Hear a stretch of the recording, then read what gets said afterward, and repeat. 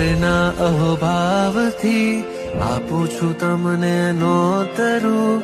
અંતરમાં અહોભાવ છે તો ભવ કેમ હું નોતરું. વહેલા વહેલા પધારજો આમંત્રણ આપું આગોતરું. દેવગુરુ કૃપાથી ભવ સિંધુ થાશે ગંગોતરી. સ્નેહના સ્વસ્તિક સાથે લખું છું કંકોતરી.